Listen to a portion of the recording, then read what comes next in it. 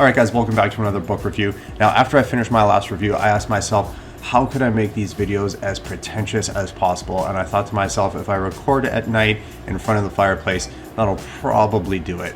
Just kidding, I have a 3.5-year-old daughter and it's extremely difficult to record any videos during the day, so I will be recording some of my videos at night, and I have a fireplace, so I might as well record them next to the fireplace. Today's book review is coming from actually another booktuber named Clifford Lee Sargent, who runs Better Than Food book reviews. It's an awesome channel, go check him out. I enjoy his channel quite a bit because a lot of the booktube channels that you'll find on YouTube deal a lot with contemporary books or in the fantasy genre, both of which are completely fine, great books all around to be read there. But I do like to sample books from different timelines, different places, and sometimes with a little bit more of a literary bent. And that's really what Better Than Food book reviews kind of focuses on. So if that's kind of your shtick, go check him out, and he's got a lot of great books to look through. Now, I've never heard of this writer in the past. He is from Mexico, which is great because I don't believe that I've read any writers, or authors I should say, from Mexico, and I always like to sample a different country to see what kind of stylistic differences, what kind of perspectives I can glean from that. And I was definitely happy that I did that with this book. How to summarize this book? This book is the story of a wretch who goes into the jungle to escape the awful qualities of mankind, becomes woefully miserable, self-obsessed, wrapped in his alcoholism, and somehow channels the bestial might of one of the strongest animalistic forces on the planet to conquer the entire world. It is also a story about a guy who talks to mosquitoes.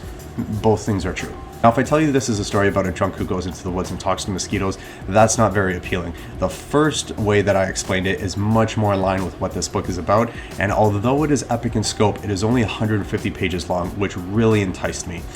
Now, most of what you're going to read on the back jacket cover of this book really gets done with in the first few pages, which I really appreciate.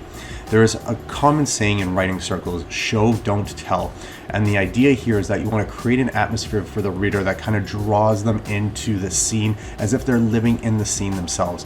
And while there is a lot of utility in that, sometimes it is just so much to constantly have every little detail in a scene when you can just tell me what's happening. And I actually appreciate the tell, don't show approach in the first probably 20 pages of this, because the whole him going into the woods and getting sick and all that stuff you're going to read on the back jacket cover that sets up the story itself gets done with in the first 20 pages, so we can get into the meat and potatoes about what this book is really concerned with. Now, the ironic thing, and this is clearly intentionally done by the author, is that the name of this book is His Name Was Death, and the person is obsessed with leaving the kind of journal of events that led up to the end of this book behind, so that the world can know his name, and we never get the name of the main character. The protagonist is never named throughout this entire thing.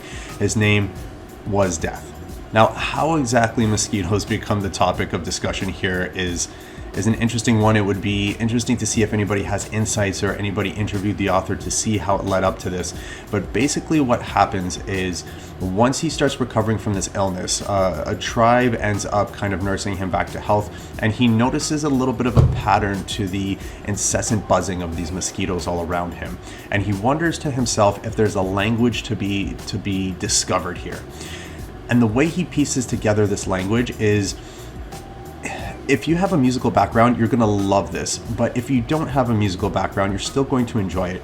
And the reason why I say that is because he understands these mosquitoes based off of musical qualities of the buzzing, how they change from pitch to pitch, how they change in tempo, how that changes the grammatical and syntactical context of what they're talking about. And he lays all of that out. And although that might seem a little bit arduous, it's actually really a joy to see how he discovers the language organically that way. And then he ends up getting one of these tribes people to construct him a reed flute that he can use to communicate with the mosquitoes, and that's where the book really starts to kick off. Once he's able to communicate with the mosquitoes, he discovers a global society tied together by a series of high councils that come together and form a supreme council that control every corpus of mosquito around the globe. Now, while the tribe's people immediately think he is some sort of god because he can control nature, the main character starts to promise that he's going to create a truce between the mosquitoes and man so he can gain favor with the tribespeople. The main character seems to be taking a liking to the tribespeople that he just doesn't have when it comes to his regard for what I guess he refers to in the book as the white man back in the civilization that he's used to. Now, there's a lot to be said here for the romanticization of maybe, you know, various tribal cultures, things like that, a little bit of white savior syndrome, a little bit of colonialist mentality going on here, perhaps more with the scientists that pop in later on in the book than with the main character. All of that can be discussed, and they're valid points to kind of look through the lens of analysis for this book. But the real crux of this is the relationship of the mosquitoes and how the main character kind of interferes with that relationship. So I'm not going to get too much in the weeds because, again, a big joy of this book is kind of uncovering the society of mosquitoes.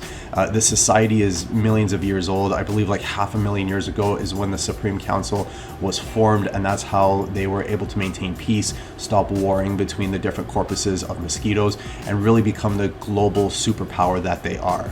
And what these mosquitoes do is, instead of creating some sort of truce, they kind of take the main character and put him in his place. They go, listen, we were here before you. We've been doing this a lot longer. So this is exactly what we're going to do. And we'll put you at the head of it so long as you are completely obedient to our word. And basically their goal is to enslave mankind, to turn them into a production source of food for the mosquitoes. If the main character can accomplish this, then the main character can sit at the head of mankind. And this brings up another thing, that kind of cliche saying like hurt people, right? People who suffer trauma sometimes want to turn around and inflict trauma on others because it's kind of this cyclical nature of pain. It's what they know. It's maybe a little bit of revenge, maybe about that person who was picked on, who wants to be the bully in this instance. And this really manifests in kind of the wretched misanthropy of the main character. Now, I kind of appreciated this a lot. I focused a lot on psychology when I was in university, but evolution and evolutionary psychology was a big focus for me. And one of the things that I love is that a lot of people have the misconception that evolution is a ladder with humans at the top because we seem to be the most complex. But the way evolution works as a mechanism is just to create an organism that is best suited to surviving and passing on the genes in their own environment. And this way, there isn't necessarily another species that is more evolved than the other, so long as that species is best adapted for their environment and survival. There are certain conditions in which humans are clearly not evolved to survive. If nuclear war broke out, for instance, it would be not that difficult to destroy all of mankind, but I mean, I'm sure there would be various insects that would survive that. Does that mean that we were more evolved than the insects? Well, if they're the ones who survived, then no, because they're going to continue to pass on their genetic material while we are not. And the reason why I bring this up is because the mosquito society is so efficient at just surviving based off of sheer numbers and under a certain ideology, a certain code that becomes the crux of the main theme that kind of undergirds this entire book. And that is clearly the allegory for kind of communism in this book. And this might not be initially clear in the description because it describes it as eco-fiction. It does mention it later in the introduction. Now, I did not read that introduction before I read the book. I have a general rule that I do not read introductions before I finish the book because they almost always spoil the themes that I prefer to uncover based off of what the author has given me, more so than what somebody tells me the book is supposed to be about. But this becomes immediately clear in the way that the mosquitoes kind of orchestrate the production of blood from humans, the way that they want the main character to do that. It becomes very evident in the kind of communal, some might see this as very heavy-handed, like every individual doesn't matter so long as the collective is able to survive. And then this really comes to a head when there is a point in time where the main character, when communicating with the mosquitoes, mentions God. And he mentions that under God, all men are created equal. And the underlings in the mosquito society, when they're alone and away from the High Council, ask him, who is this God person? Is this real? Like, what's this being equal? How could we be equal to the Supreme Council? The logicians that are in here, we're just simple workers. How is that possible? And then he explains that yes, he is real. And this kind of sparks the impetus for a group of mosquitoes to start being a little bit disobedient. And once this happens, once mumblings of God start popping up, in the Mosquito Society, the High Council bring the main character to them and immediately condemn him for bringing up such a concept. It turns out that they did have this concept, and it was only once they abolished this concept over 500,000 years ago that they were able to create stability under their own brand new ideology. Now, for those of you who are unaware, attacking the church and people's faith was one of the first things that the Soviet Union did after I believe the December Revolution. There was two revolutions, I always get them mixed up. I think the December Revolution was the Lenin one that overthrew the Tsar, that started the new Soviet regime. And one of the things to take away the individualistic aspect of people is to directly attack their religion.